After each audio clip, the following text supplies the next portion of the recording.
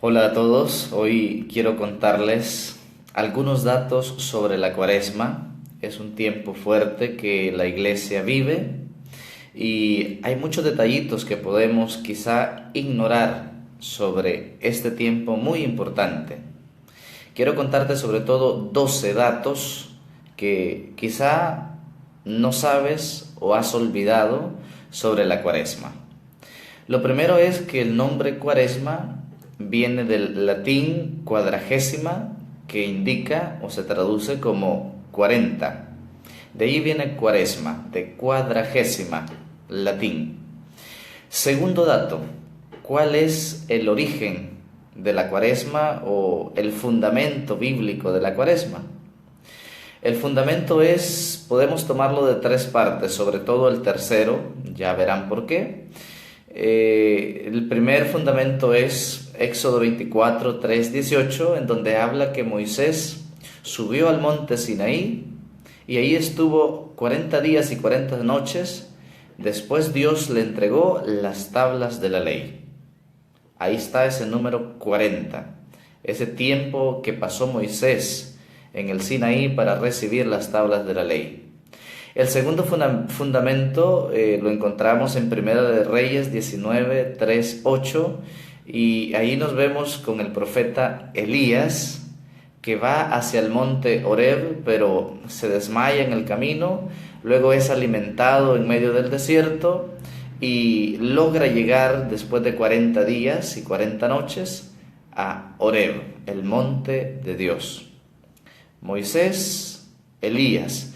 Pero sobre todo el fundamento de la Cuaresma la encontramos en Jesús. Mateo 4, del 1 al 11, nos cuenta que Jesús, antes de iniciar su predicación, antes de iniciar su apostolado, pudiéramos decir, antes de iniciar su misión pública, pasó 40 días y 40 noches en el desierto, como preparación.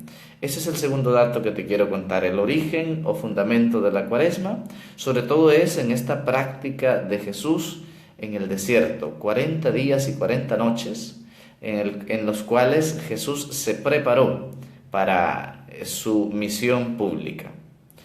Tercer dato, ¿cuándo inicia y cuándo termina la Cuaresma? Todos sabemos, la Cuaresma inicia el miércoles de ceniza, pero no todos, o a veces se les ha olvidado cuándo termina la Cuaresma. Inicia miércoles de ceniza y termina el jueves santo. No termina el sábado antes del domingo de Ramos, no termina el domingo de Ramos ni el domingo de Resurrección.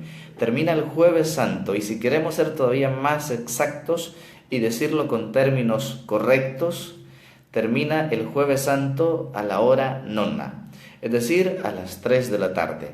Ya las primeras vísperas, es decir, cuando atardece, ya tenemos la misa in cena Domini, que ya forma parte del triduo pascual, que ya no es Cuaresma. Es decir, la Cuaresma inicia miércoles de ceniza y termina el jueves santo a las 3 de la tarde. Cuarto dato, ¿por qué cada año la Cuaresma es una fecha diferente? Miércoles de ceniza cae lógicamente miércoles, pero varía de fecha. A veces cae en marzo, a veces incluso ha caído en abril. ¿A qué se debe esto? Esto es porque la iglesia tiene dos grandes solemnidades, Navidad y Pascua. En algún otro momento hemos hablado de Navidad. Hoy me quiero concentrar sobre la Pascua y en concreto estamos hablando sobre la Cuaresma. Para determinar la fecha de la Pascua sigue el calendario lunar, recordando aquella fecha o aquel momento en el cual los israelitas salieron de Egipto hacia la tierra prometida, y dice el Éxodo que salieron en una noche que la luna estaba llena. A partir de eso, de hecho la Pascua es recordar esa salida del pueblo de Israel. Entonces cada año la iglesia busca la fecha de la Pascua dependiendo del calendario lunar, buscando la primera luna de primavera. Cuando ya se elige la fecha de la Pascua, del domingo de Resurrección, Ahí entonces se empieza a contar las demás solemnidades, se empiezan a colocar las demás fiestas. 40 días antes entonces se coloca miércoles de ceniza, que es la preparación para la Pascua. Por eso Cuaresma y Semana Santa siempre son fechas movibles, porque todo depende del calendario lunar. Se elige la fecha de la Pascua a partir de la primera luna llena de primavera. Quinto dato: ¿por qué se pone cenizas el miércoles de ceniza? Esto es porque, de hecho, el sacramento de la confesión y de la reconciliación ha tenido una evolución increíble. Sería interesante que busquemos en profundidad la historia de este sacramento.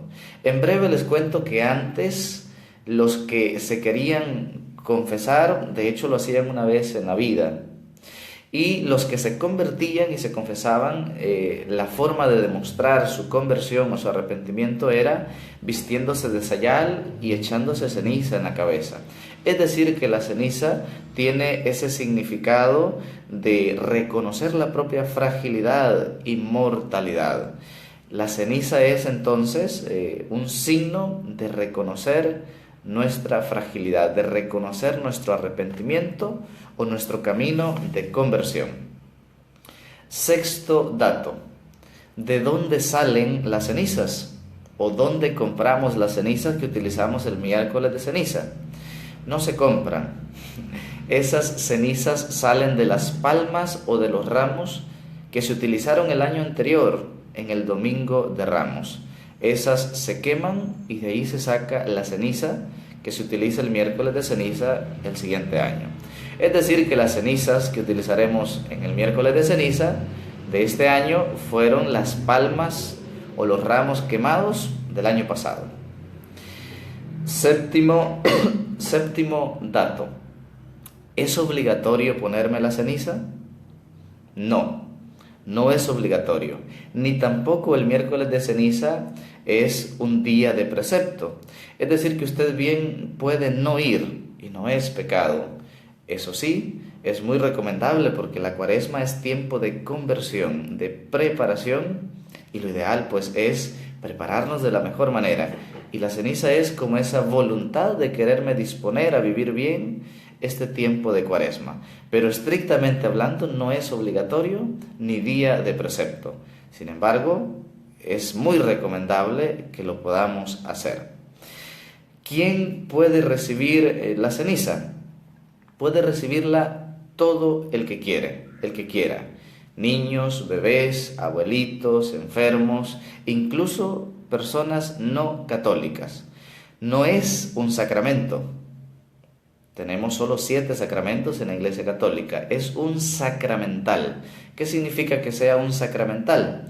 Es decir, que no depende de la acción en sí del sacramento para que ésta funcione. En latín se dice ex opere operato.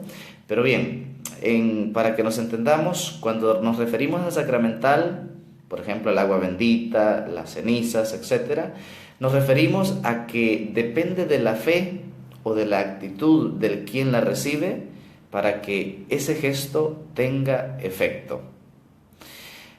Entonces, si el que la recibe descuidado o en tono de burla o como amuleto, no funciona.